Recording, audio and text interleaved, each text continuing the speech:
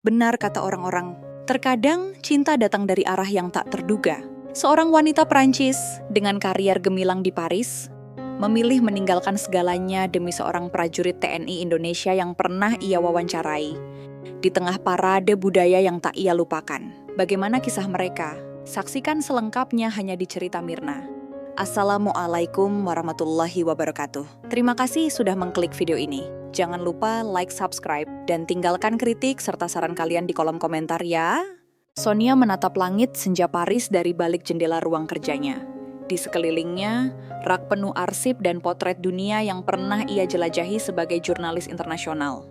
Tapi sejak 2 minggu terakhir, ada satu hal yang tak bisa ia abaikan. Sebuah nama asing yang kini tinggal dalam diam di pikirannya, Daniel. Pertemuan itu sebenarnya sederhana, bahkan bisa dibilang sebentar. Saat ia sedang meliput parade kebudayaan internasional di Prancis, matanya tak sengaja menangkap sosok tentara berpakaian loreng dengan senyum yang menenangkan. Ia memotret Daniel hanya karena momen itu begitu pas. Bendera merah putih berkibar, sorot matanya tajam tapi teduh. Tapi entah mengapa sejak momen itu, hati Sonia seolah ditarik oleh sesuatu yang lebih dalam dari sekadar gambar. Saat istirahat berlangsung dan barisan mulai longgar, Sonia memberanikan diri mendekat. Ia memperkenalkan diri dengan bahasa Inggris sederhana, berharap Daniel mengerti. Dan ternyata, Daniel membalas dengan sopan, meski sedikit kaku. Ia menjawab beberapa pertanyaan singkat tentang perasaan mengikuti parade, tentang makna budaya bagi Indonesia, dan tentang kebanggaannya sebagai prajurit TNI. Tak banyak kata, tapi semua yang dikatakan terasa tulus. Sonia mencatat dengan cepat, tak ingin kehilangan satu kalimat pun. Ada keheningan singkat setelah wawancara, lalu mereka tersenyum, dan hanya itu. Ia tak sempat menanyakan nama lengkap, apalagi kontak. Waktu bergerak cepat, barisan kembali disusun, dan Daniel menghilang di antara deretan prajurit yang melangkah tegap. Setelah parade, Sonia menulis artikelnya dengan semangat yang tak biasa. Ia memuji keberanian dan keramahan pasukan Indonesia. Foto Daniel dijadikan sampul utama. Artikel itu viral, bahkan dibaca jutaan orang. Tapi di balik semua pencapaian itu, Sonia menyimpan rahasia kecil yang tak bisa ia bagi pada siapapun. Ia ingin bertemu Daniel lagi, bukan sebagai narasumber, tapi sebagai seseorang yang ingin mengenal lebih dekat. Teman-temannya menganggapnya aneh. Kau jatuh cinta pada pria yang bahkan tak kau kenal namanya? Tanya Claire, sahabat lamanya dengan tawa yang dibuat-buat. Sonia hanya mengangkat bahu. Ia tak bisa menjelaskan. Mungkin ini bukan cinta, tapi mungkin juga ini awal dari sesuatu yang lebih besar dari logik. Saat malam datang dan Paris berubah jadi laut cahaya, Sonia membuka laptopnya. Ia menatap lagi wajah Daniel di foto itu. Lalu tanpa pikir panjang, tangannya mulai mencari penerbangan menuju Indonesia. Entah kota mana yang harus ia tuju, entah siapa yang akan ia temui. Tapi ia yakin satu hal, ia akan segera menemukan Daniel. Dan kalaupun ini hanya gila, Sonia bersedia gila lebih jauh demi hati yang tak bisa ia bohongi. Pesawat mendarat di Jakarta saat pagi belum sepenuhnya terang. Sonia menarik napas panjang begitu roda menyentuh landasan. Ini bukan perjalanan kerja, bukan juga liburan, melainkan pencarian, yang bahkan ia sendiri tak tahu akan berujung di mana. Ia hanya membawa koper kecil, kamera dan selembar salinan artikel yang dimuat 2 minggu lalu. Di dalamnya foto Daniel terlihat gagah, berdiri memegang bendera dengan sorot mata yang kini lebih hidup dalam ingatannya, dibanding saat ia pertama kali memotretnya. Di lobi bandara, Sonia terlihat kebingungan. Ia tak tahu harus kemana. Daniel tidak pernah menyebut asalnya. Tidak ada tanda-tanda dari seragamnya yang menunjukkan satuan atau daerah penugasan. Yang ia tahu hanyalah wajah itu, suara yang pelan namun jujur, dan aura tenang yang membuatnya tidak bisa berhenti mencari. Ia mulai dari Kedutaan Besar Indonesia di Paris, jauh sebelum keberangkatannya, tapi semua data pasukan parade dirahasiakan. Bahkan panitia pun tidak menyimpan daftar personel lengkap. Mereka hanya tahu perwakilan TNI datang dari Indonesia. Jakarta terlalu besar untuk jadi titik awal. Maka Sonia mulai bertanya-tanya dari forum-forum kecil di internet, grup sosial media, hingga bertanya pada beberapa jurnalis lokal yang ia temui lewat jaringan kerja sama media. Tak satu pun yang bisa memberinya petunjuk pasti. Ia sempat berpikir untuk menyerah, tapi ada dorongan dalam dirinya yang terus menolak berhenti. 3 hari setelah di Jakarta, Sonia bertemu seorang jurnalis lokal bernama Bima. Mereka berbincang di sebuah warung kopi kecil di kawasan Blok M. Bima pernah meliput kegiatan TNI dan mengenali foto Daniel di artikelnya. "Sepengetahuanku dia bukan dari Jakarta deh," katanya sambil menyesap kopi. "Kalau aku tidak salah, dia dari wilayah timur, mungkin Sulawesi atau Maluku. Wajahnya khas banget soalnya." Meski belum pasti, Sonia merasa langkahnya mulai menemukan arah. Ia memutuskan untuk terbang ke Makassar, berharap dari sana ia bisa menelusuri lebih jauh.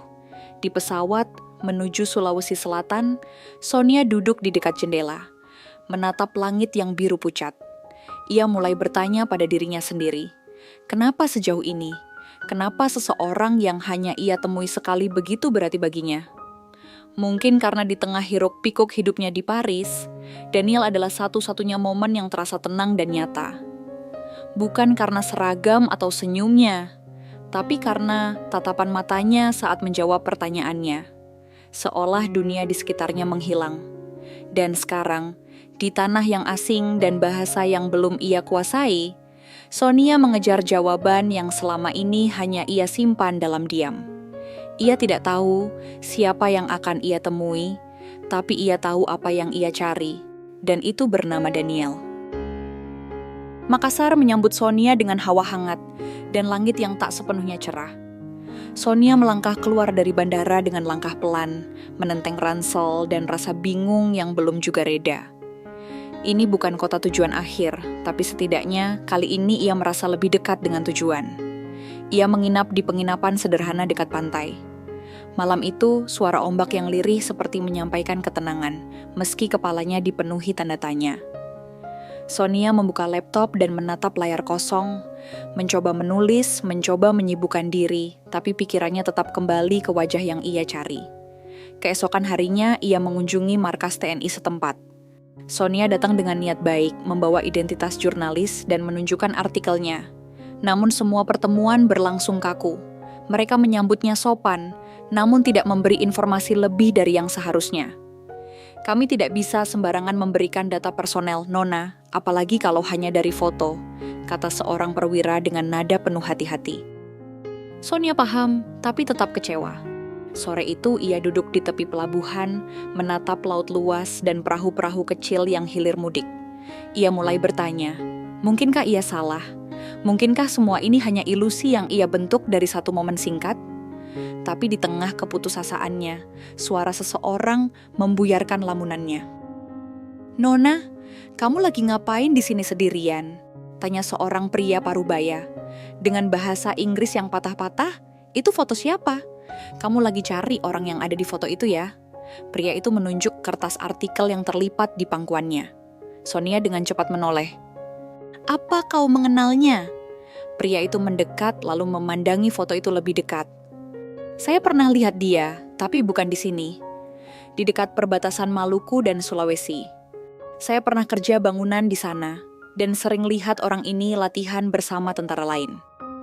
Mata Sonia melebar. "Apa kau yakin?" 100%, saya yakin itu dia," jawab si pria dengan penuh keyakinan.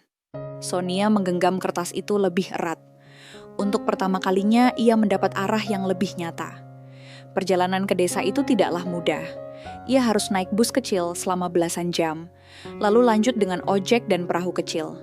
Tapi setiap debu jalanan dan peluh yang menetes terasa sepadan, karena hatinya terus berkata, ia akan bertemu dengan pria perebut hatinya. Dalam perjalanan itu, Sonia mulai memikirkan banyak hal. Apa yang akan ia katakan jika bertemu?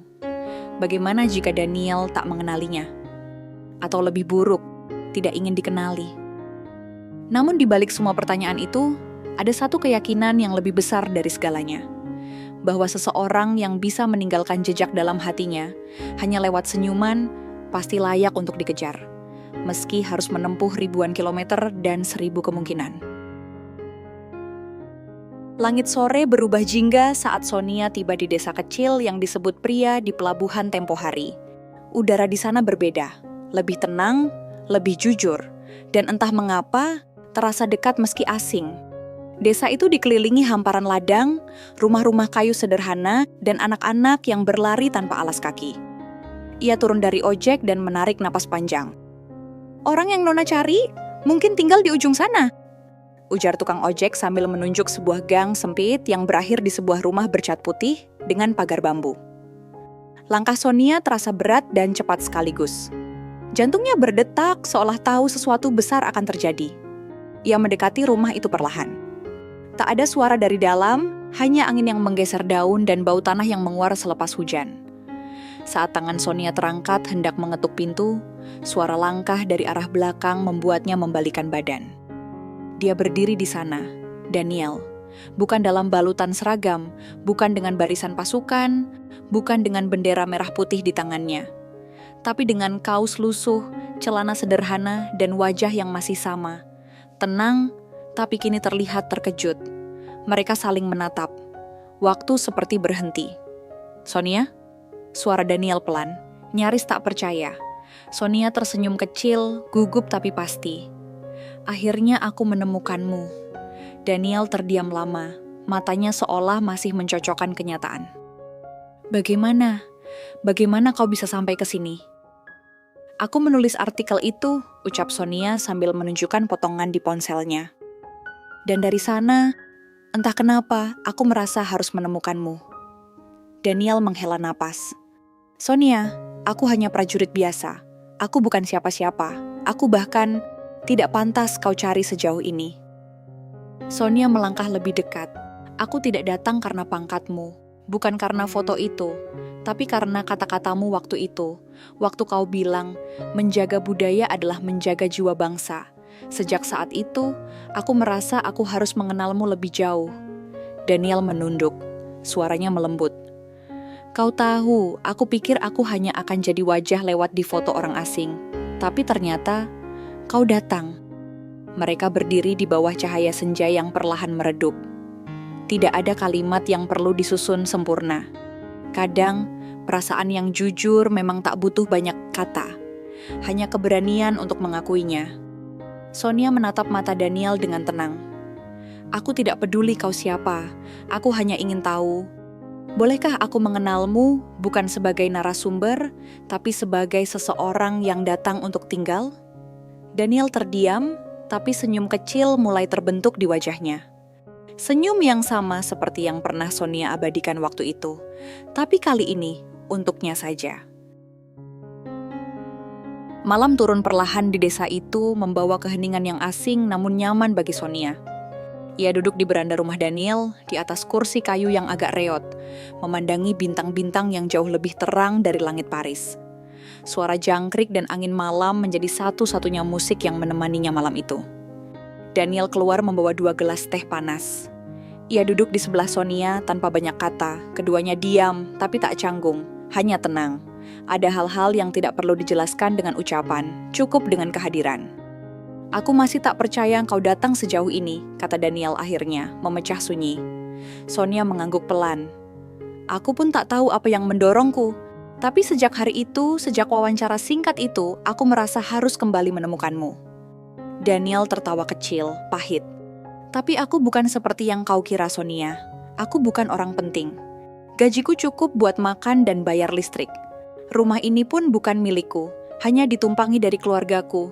Aku cuman prajurit biasa yang kadang merasa hidup terlalu berat untuk dipamerkan." Sonia menoleh padanya. "Siapa bilang aku mencari seseorang yang sempurna? Aku sudah cukup hidup dengan semua hal yang tampak hebat tapi kosong. Di Paris, aku punya segalanya, pekerjaan, apartemen, nama, tapi tak satu pun yang membuatku merasa hidup. Sampai aku menulis artikel itu, sampai aku berbicara denganmu." Daniel menggenggam gelasnya lebih erat. "Aku takut membuatmu kecewa. Aku tidak datang untuk dibuat terkesan dan aku datang untuk jujur pada diriku sendiri, bahwa di satu titik, aku tak ingin menjalani hidup tanpa mencari tahu Apakah seseorang yang aku pikirkan setiap malam itu benar-benar nyata? Hening lagi. Tapi kini ada sesuatu yang berbeda di antara mereka. Bukan ragu, tapi penerimaan. Mereka tahu cinta yang tumbuh tanpa janji dan rencana bisa jadi lebih tulus dari yang pernah dirancang. Sonia menunduk. Jika kamu masih ragu padaku, katakan padaku. Aku bisa pergi besok. Daniel menoleh cepat. Jangan pergi. Ia menarik napas dalam, lalu menatap Sonia dalam-dalam. Aku tak punya banyak harta, tapi jika engkau bersedia tinggal di dunia yang sederhana ini, aku akan berusaha menjagamu sebaik yang aku bisa. Sonia tersenyum, mata berkaca-kaca. Itu sudah cukup bagiku. Dan malam itu, di beranda rumah sederhana yang diselimuti bintang, dua hati yang pernah tak saling kenal akhirnya merasa pulang. Bukan ke tempat, tapi ke satu sama lain. 3 bulan telah berlalu sejak Sonia tiba di desa kecil itu. Waktu berjalan pelan tak tergesa, tapi di antara pagi yang hening, siang yang terik, dan malam yang sunyi, hatinya justru menemukan irama yang tak pernah ia kenal sebelumnya. Tenang, jujur, dan penuh makna. Ia kini tinggal di rumah kecil yang disewanya tak jauh dari rumah keluarga Daniel. Bukan apartemen mewah, tapi cukup untuk 2 cangkir kopi, meja tulis, dan ruang hati yang lapang. Sonia tetap menulis, namun bukan lagi tentang politik atau skandal dunia. Ia menulis tentang kehidupan, tentang cinta yang tumbuh tanpa sebab logis, tentang seorang prajurit TNI yang tak tahu bahwa ia telah menyelamatkan seseorang yang nyaris hilang dari dirinya sendiri. Daniel seperti biasa tetap bekerja sebagai prajurit, tapi setiap sore, langkah kakinya lebih ringan saat pulang. Ada seseorang yang menunggunya, bukan karena pangkat atau cerita hebat, tapi karena keberadaannya sendiri sudah cukup jadi alasan. Hubungan mereka tak gemerlap.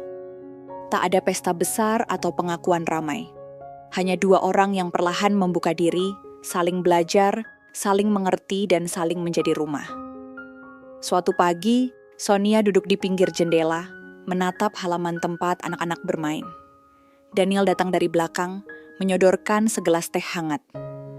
Hari ini aku libur, katanya pelan. Sonia menoleh, tersenyum. Kalau begitu, kita bisa berjalan ke bukit seperti kemarin. Daniel mengangguk. Tentu, tapi ada satu hal yang ingin kutanyakan.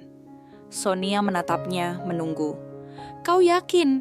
Kau ingin tinggal di sini bersamaku, meninggalkan semua yang dulu kau banggakan? Sonia terdiam sejenak, lalu menjawab lembut. Yang kutinggalkan bukan hidupku. Yang kutinggalkan hanya kebisingan. Di sini aku merasa hidup. Dan bersamamu aku merasa hariku lebih bermakna. Daniel mengangguk pelan. Tak ada kata lain yang lebih kuat dari itu. Hari itu, mereka berjalan menyusuri bukit. Di antara pohon-pohon kecil dan tanah merah yang menghangatkan telapak kaki. Di atas bukit, mereka duduk berdampingan, memandangi lembah dan langit yang membentang luas. Tak ada janji besar yang mereka ucapkan. Tapi dalam diam, mereka tahu. Cinta yang tumbuh perlahan, di tempat paling sunyi, justru adalah cinta yang paling mengakar. Dan begitulah, kisah mereka tak ditutup dengan perpisahan atau kemewahan, tapi dengan kehadiran yang utuh, karena terkadang pulang bukanlah soal tempat, tapi tentang siapa yang memegang tanganmu saat kamu berhenti mencari.